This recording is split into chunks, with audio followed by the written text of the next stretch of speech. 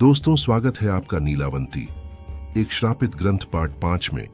अब तक आपने देखा कि राव साहब अपने नौकर मानिक से नीलावंती ग्रंथ के बारे में पूछता है कि असल में यह ग्रंथ है भी या नहीं, तो मानिक राव साहब को बताता है कि वह कहाँ है। यह तो मैं नहीं जानता, लेकिन उसे खोजने के लिए कहाँ जाना पड़ेगा यह बता सकता हूँ, क्योंकि मैंने इसके बारे में जो भी सुना है उसके अनुसार महाबलेश्वर के जंगलों में बाजिंद रहता है और उसे नीलावंती ग्रंथ के बारे में जरूर पता होगा, क्योंकि वह भी जानवरों की भाषा बोलता है। दोस्तों, इस कहानी को आगे बढ़ाने से पहले मैं आपको बता दूं कि अगर आपने इससे पहले के 4 पार्ट नहीं देखे हैं तो पहले आप उनको देख ले, वरना आपको यह कहानी समझ में नहीं आएगी। डिस्क्रिप्शन में आपको उनका लिंक मिल जाएगा, और अगर आपके पास भी कोई हॉरर स्टोरी है तो आप उसे हमें इंस्टाग्राम पर भेज सकते हैं। तो अब इस कहानी को आगे बढ़ाते हैं। राव साहेब और बाबू दोनों ही वह बेताल की मूर्ति के पीछे से चल पड़े। जैसे जैसे वे अंदर जा रहे थे वैसे वैसे जंगल और ज्यादा घना हो रहा था। वे इतना अंदर पहुंच गए कि दोपहर होने के बावजूद रात जैसा अंधेरा छा रहा था। सीधे चलना जितना कहा गया था उतना आसान नहीं था, क्योंकि रास्ते में पेड़ पौधे, बड़ी बड़ी शिलाएं इतनी थीं कि कई बार रास्ता भटक जाते थे। उन्होंने मशाल जलाई जो वे अपने साथ में लेकर आए थे। पता नहीं कितनी देर हुई, लेकिन न बेताल की मूर्ति दिखने का नाम ले रही थी और न जंगल खत्म होने का। अचानक से उन्हें एक आकृति नजर आई। साफ तो नहीं दिखी, लेकिन पता चल रहा था कि वह एक मूर्ति है। दोनों ही मूर्ति के पास पहुंचे और सोचने लगे कि अब आगे क्या। तभी मूर्ति जिसकी पीठ इनकी तरफ थी वह अपना सर इनकी तरफ घुमाने लगी। दोनों ही डर से कांपने लगे। उन्हें समझ आया कि क्यों बाजिंद की खोज में आया हर इंसान मरा हुआ पाया गया था।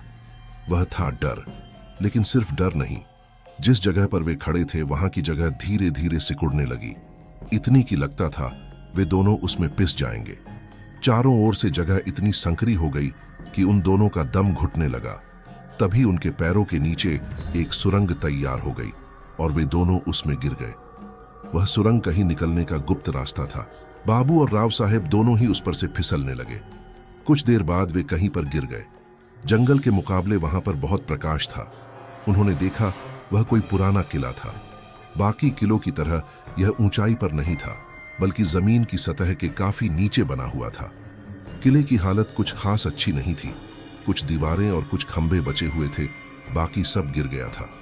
गिरते समय बाबू और राव साहेब का शरीर कई जगह से छिल गया था और उनके कपड़े भी थोड़े से फट गए थे।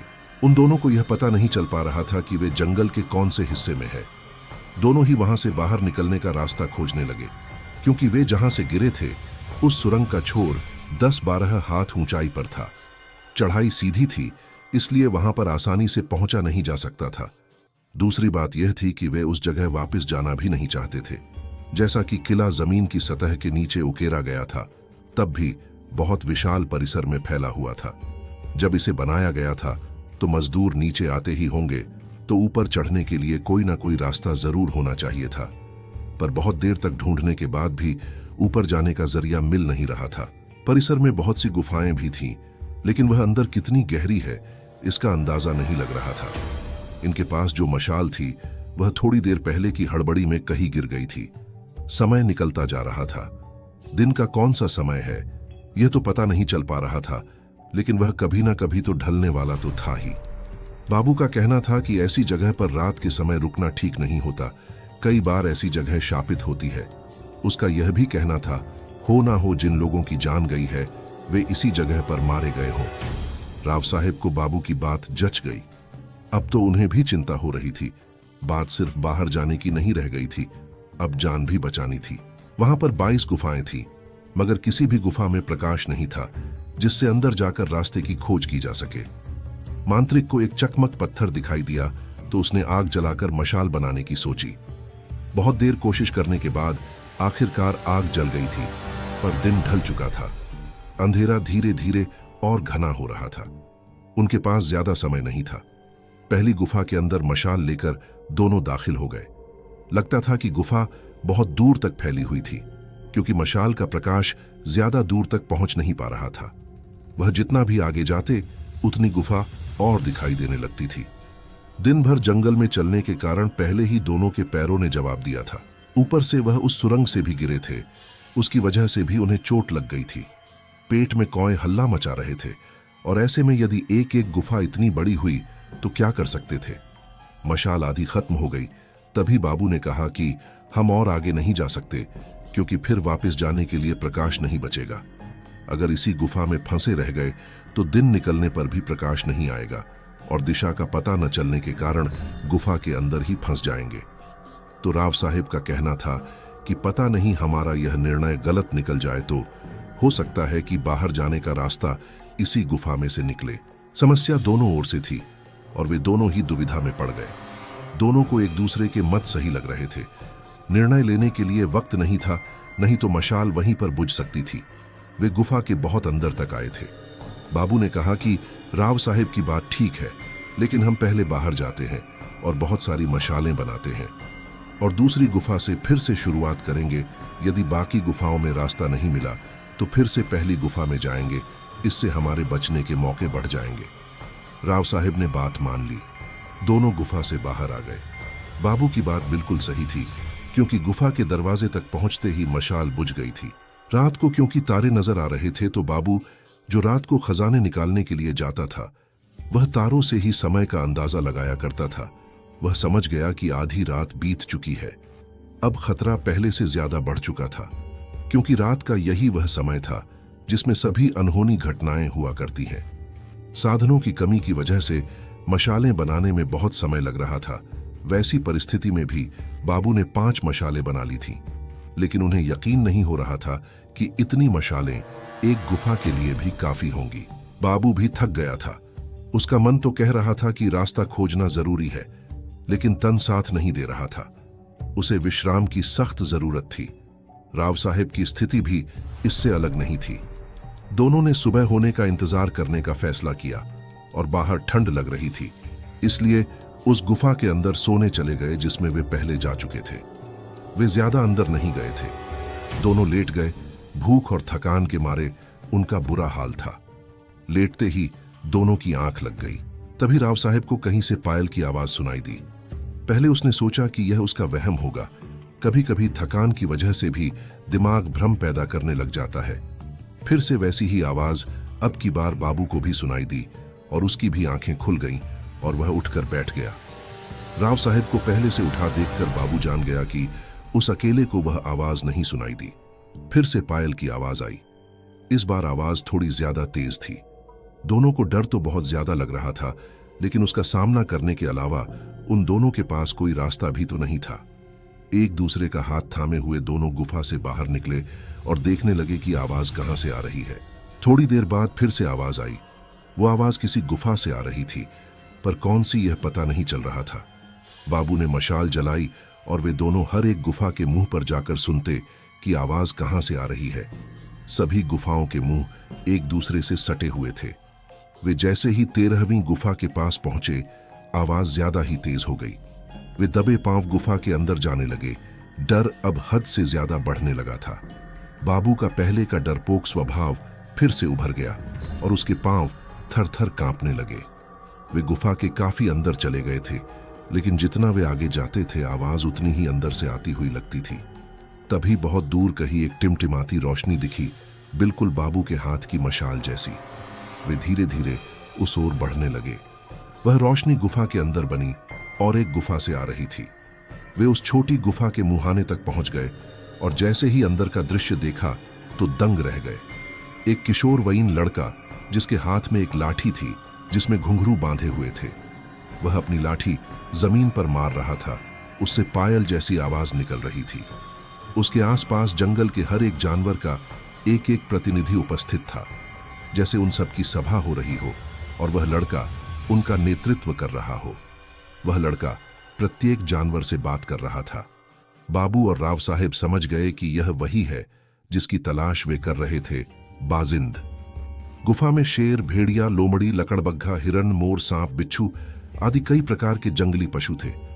जंगल में जिनका आपस में बैर होता था, वे जानवर भी एक दूसरे के पास बैठे हुए थे। बाबू और राव साहिब हैरान हो गए।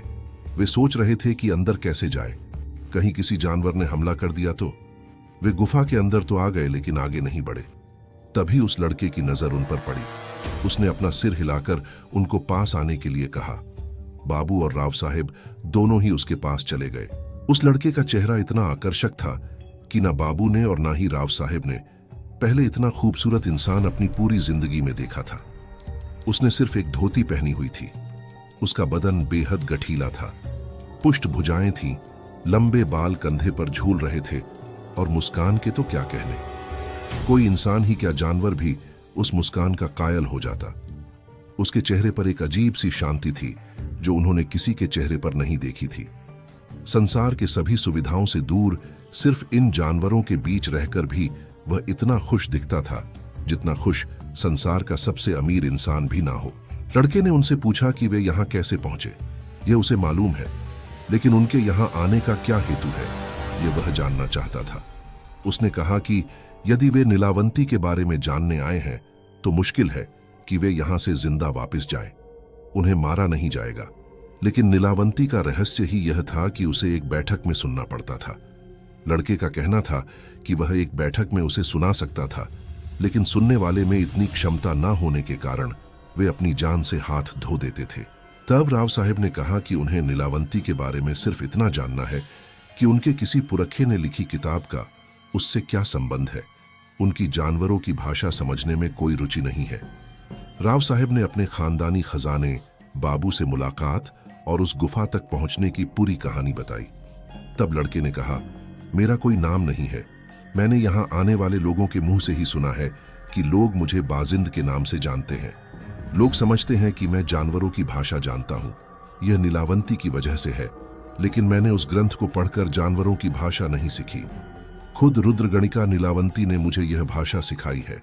इतना सुनते ही राव साहब ने कहा, क्या नीलावंती एक स्त्री थी? यह हमें नहीं पता था। हमने सिर्फ इतना ही सुना है कि नीलावंती नाम का एक ग्रंथ है जिसे पढ़ने से जानवरों की भाषा समझी जाती है। फिर बाजिंद ने कहा, लेकिन आप नीलावंती के बारे में क्यों जानना चाहते हैं, जरा बताइए। राव साहेब ने अपनी जेब में रखा वह कागज निकाला जिस पर खजाने का उल्लेख किया गया था और जिस पर नीलावंती अक्षर उल्टे लिखे गए थे। वह कविता पढ़ते ही बाजिंद मुस्कुराने लगा। बाबू और राव साहेब दोनों उसके चेहरे की तरफ देखने लगे। बाजिंद ने कहा कि इसका उत्तर तो बहुत ही आसान है। बाजिंद ने कहानी शुरू की, क्योंकि यह मेरे जन्म के पहले की बात है और मेरी उम्र अभी 1100 साल है, तो यह घटना बहुत पुरानी है। आप इसे ध्यान से सुनिए, क्योंकि इसी कहानी में आपके खजाने का रहस्य छुपा हुआ है। पहले के लोग बहुत ही अक्लमंद थे। वे जानते थे कि मनुष्य प्रकृति के साथ इतना एक रूप नहीं हो पाता जितना पशु, पक्षी, पेड़ पौधे होते हैं। इसी से वे इस सृष्टि में अपना वजूद बनाए रखते हैं। वे प्रकृति के नियमों के बारे में हमसे बहुत ज्यादा जानते हैं। सोचिए, हजारों पक्षी बिना किसी दिशा दर्शक के एक जगह से दूसरी जगह जाते हैं। प्रत्येक वर्ष यह कैसे कर पाते हैं? प्रकृति की अपनी भाषा है जिससे वह हमसे संवाद करती है। मनुष्यों को भी वह भाषा आती थी, लेकिन फिर जैसे जैसे मनुष्य यंत्रों का सहारा लेने लगा तो उसे प्रकृति के साथ संवाद करने की आवश्यकता कम लगने लगी। जिन लोगों को अब भी प्रकृति के रहस्य जानने थे, उनके लिए जानवर ही एकमात्र जरिया थे जिनसे बात करके वह उन रहस्यों को उजागर कर सकता था। तो हमेशा से ही वह जानवरों की भाषा सीखने की कोशिश में लगा हुआ था। हालांकि कामयाब कोई मुश्किल से एकाध ही होता था, वह भी एक दो जानवर की भाषा में, परंतु इतना काफी नहीं था। सो दोस्तों, इस वीडियो में इतना ही। आगे की कहानी नेक्स्ट पार्ट में आएगी और नई नई इंटरेस्टिंग हॉरर स्टोरी को सुनने के लिए हमारे चैनल स्कैरी नाइट्स को सब्सक्राइब करें। धन्यवाद।